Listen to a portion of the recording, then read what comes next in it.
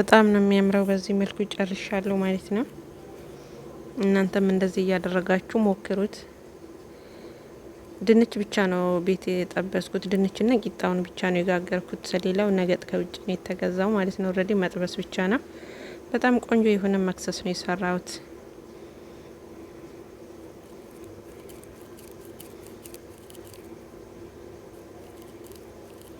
እና ሻይ ምናምን አርጋችሁ እንደዚህ ደስ የሚል ጊዜ መክሰስ ላይ ማቅረብ ትችላላችሁ።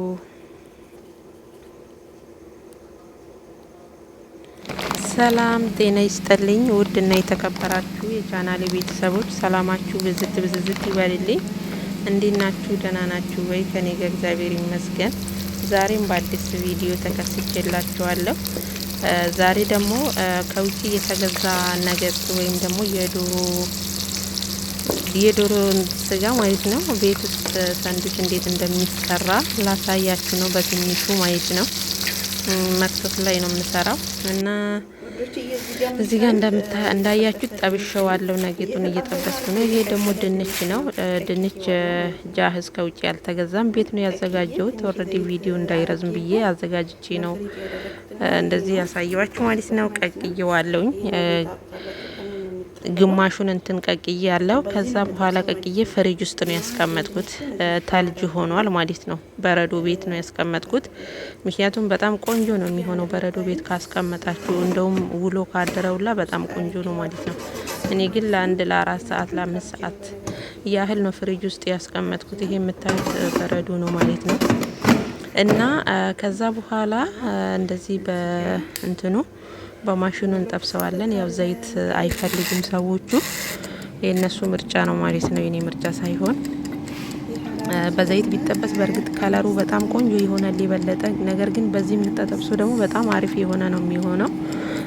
ዘይት የለውም ምናምን ነገር እና በጣም ቆንጆ የሆነ ቺፕስ ነው የሚሆነው ማለት ነው። የድንች ቺፕስ እና እንደዚህ አርጌ እየሰራው ነው ማለት ነው። ቀለል ያለ ነገር ነው። ምክንያቱም እንደዚህ ከውጭ ሲገዙ ነገር በርገር ምናምን ነገር ከውጭ ሲገዛ ቤት ውስጥ ሲሰሩ ቀላል ይላል ማለት ነው። እዚህ ጋር ደግሞ እንደምታዩት ቂጣ ሊጥ አብኩቼ ነበረ። ቂጣ እየጋገርኩ ነው። ጫው ትንሽዬ ዘይቱንና ፒኪንግ ፓውደር ነው ያደረኩበት። ፒኪንግ ፓውደር ያደረኩበት ምክንያት የሆነ ልጥጥ እንዳይል ነፋ ያለ እንዴት ነው ፍፍት እንዲህ ነው ፒኪንግ ፓውደር የሚያስፈልገው ማለት ነውና ቂጣውንም እንደዚህ በዚህ መልኩ ጋግሬዋለሁ። በጣም አታብስሉት፣ ምክንያቱም ገና በኋላ ከድንቹና ከዶሮ ጋር ሲጠቀልሉት ድጋሚ ደግሞ ማሽን ሌላ እንትን ላይ ደግሞ አሞቀዋለሁ። ስለዚህ በእንደዚህ አይነት መንገድ ነው የምጋግረው ማለት ነው። ሁሌ የምጠቀመው እንደዚህ ነው። ድንቹ እንግዲህ እንዳያችሁት በዚህ መልኩ ወጥቶልኛል። በጣም ቆንጆ የሆነ ድንች ነው የጠበስኩት። እዚህ ጋርም ደግሞ ቂጣውን ጋግሬዋለሁ።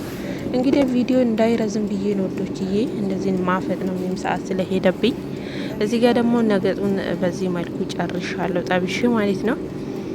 እንግዲህ ይሄ ዝንጀር የነገጥ ዝንጀር ነው። በጣም ያቃጥላል ማለት ነውና ሰዎቹ የፈለጉትን ነው ማለት ነው። እንግዲህ በስተመጨረሻውም እንደዚህ ጠባብሼ ጨርሻለሁ። ይሄን የምሰራው ለመክሰስ ላይ ነው ማለት ነው፣ ከምሳ ሰዓት በኋላ እና ታውቁታላችሁ። ያ ከማዳም ቤት እንግዲህ ከምሳ ቁርስ አለ፣ ከቁርስ በኋላ ምሳ አለ፣ ከምሳ በኋላ ደግሞ መክሰስ፣ ከመክሰስ በኋላ ደግሞ እራት እያለ ነው መሽቶ የሚነጋው ማለት ነው። እና እንደዚህ እንዳያችሁት እንግዲህ ልጠቀልለው ነው። ይሄ የምታዩት ሶስ ደግሞ ከቸብና ማዮኔዝ ነው። ከቸቡ ይሄኛው ነው። ሁላችሁም ታውቁታላችሁ ብዬ አስባለሁ፣ ማዳም ቤት ያላችሁ ማለት ነው። ይሄ ደግሞ ማዮኔዝ ነው። እነኚህን ማዮኔዙን በትንሽ ተጠቀምኩት። ከቸቡን ነው በርከት ያደረኩበት። ነገር ግን ማዮኔዙ በርከት ቢልና እናጣቢል በጣም ቆንጆ ነው። በሰዓቱ ትንሽ ማዮኔዙ ስላነሰኝ እኔ ከቸቡን ነው ያበዛውበት ማለት ነው። እናንተ እንደፈላጎታችሁ እና ወዶችዬ በዚህ መልኩ እየጠቀለልኩኝ ይገኛለሁ ማለት ነው። እንደዚህ እንደምታዩት በጣም ቆንጆ የሆነ መክሰስ ነው የምንሰራው ማለት ነው። ቪዲዮን እስከ መጨረሻ እዩት። ከትንሽ እስከ አዋቂ በጣም ነው የሚወዱት ማለት ነው። ያው ድንች አደረኩኝ። ነገጡንም እንደዚህ አድርጌ ያረኩኝ። የነገጥ ሆኖ ዝንጀር የሚባለው ዝንጀር በጣም የሚያቃጥለው ማለት ነው። እና ድንቹን እንደዚህ እንትን እየቆጠብኩበት በደንብ እንትን እንዳይል የሆነ ትልቅ እንትን እንዳይል ልጠቀልለው ስል እንትን እንዳይለኝ ማለት ነው። እና ለዛ ነው ድንቹን በትንንሹ ያደረኩት። እነሱም ደግሞ ድንች ሲበዛ አይወዱም ማለት ነው። ስጠቀልለው እንደዚህ ይሆናል ማለት ነው። በጣም ባማረ መልኩ እንደዚህ ይወጣልኛል ማለት ነው። ከዛም ውዶችዬ እንደዚህ እያለ እየጠቀለልኩኝ ሁሉንም እንደዚህ ጠቅልዬ ከጨረስኩኝ በኋላ ምን አደርጋለሁ? እንደዚህ እንዳያችሁት ማለት ነው። በጣም ሳይበዛ በጣም ሳያንስ ማለት ነው። እና ከዛ በኋላ እዚህኛው ላይ እንደዚህ እንደምታዩት ለኩሾ ሞቆልኛል ማለት ነው። እንደዚህ እያደረኩኝ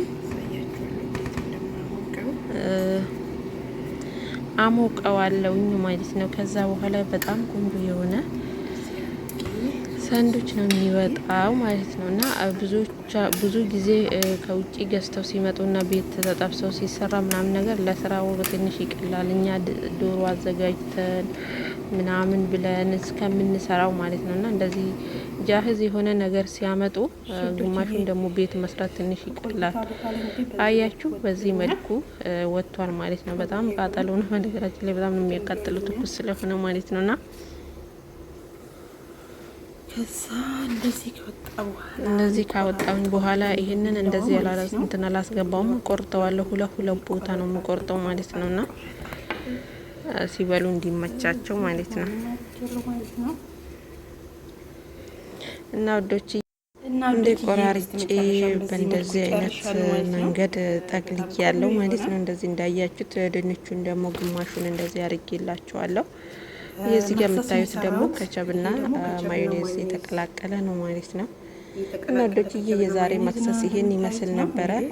እንደወደዳችሁት አልጠራጠርም። እናንተ ሞክሩት። በያላችሁበት ሰላማችሁ ብዝት ይበልልኝ። ለቤቱ አዲስ ከሆናችሁ ደግሞ ቻናሉን ሰብስክራይብ ያደረጋችሁ ተቀላቀሉ።